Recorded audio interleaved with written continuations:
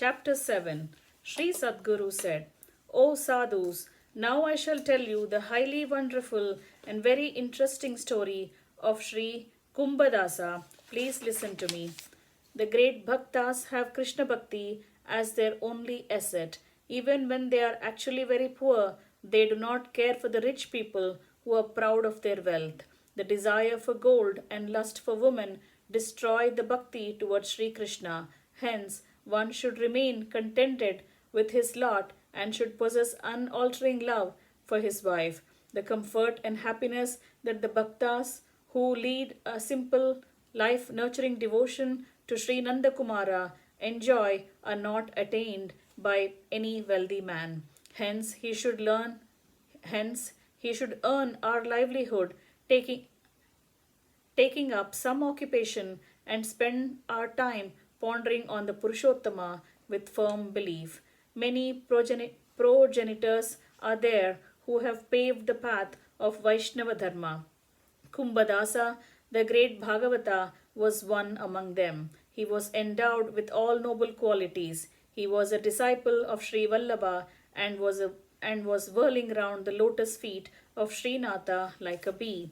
He was a farmer and was very contented despite his poverty. With firm devotion to Srinatha, he was leading a life free from the cares and worries. He used to sing in the assembly of bhaktas with tearful eyes to the accompaniment of veena and mridangam. He imbibed the sweet essence of the divine sports of Srinatha and composed many melodious songs.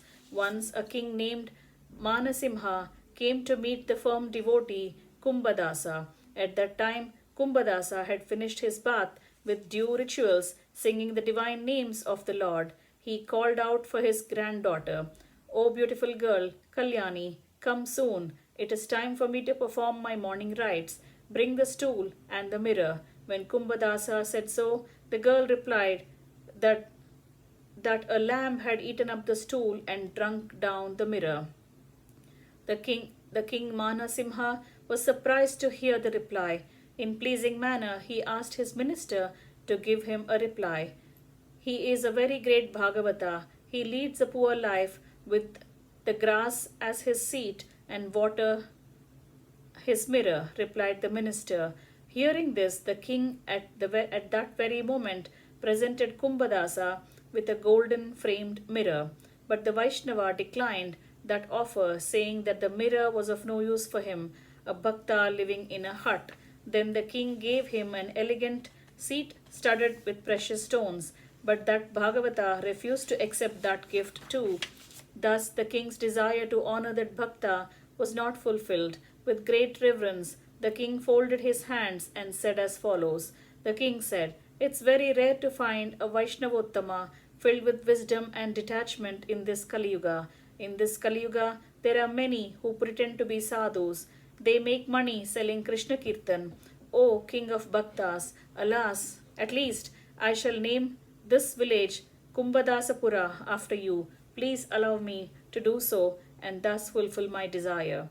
Kumbhadasa replied, O king, this village was not created by you or me, hence I do not want it to be named after me. The entire land of Gokulam bears the seal of the holy feet of Srinatha. This is his exclusive personal property. I do not want to become one who confiscates others' property. I am a devotee of that Lord. I live in this empire with happiness and contentment. I never consider myself a poor man. One who is stingy and is not contented with what he has is a great miser, but one who is poor and yet has devotion to Lord Krishna is a very fortunate person. Attaining the riches that kills Krishna Bhakti is dangerous.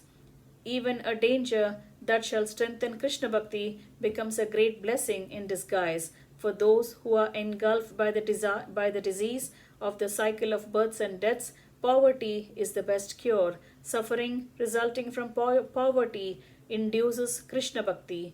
Those rich men who are proud of their wealth and are indulged in pomp and ostentation feel shy of singing the praise of Lord Jagannatha.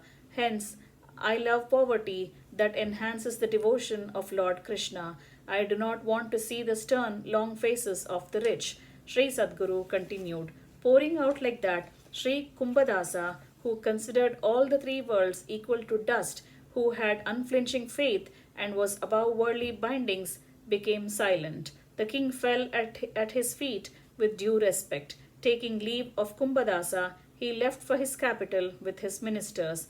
The sadhus, who are inclined towards Krishna Bhakti alone, consider all gifts and honors as destructive as poison, for they delight only in the withdrawn life. The pleasure that the pious sadhus derive is not accepting gifts and offerings, is not the pleasure that pious sadhus derive in not accepting gifts and offerings is not got by foolish men who accept such honors. Thus ends chapter 7 entitled Shri Kumbhadasa Charitam of Book 7 of Shri Vaishnava Samhita, composed by Shri Krishna Premi Swamigal.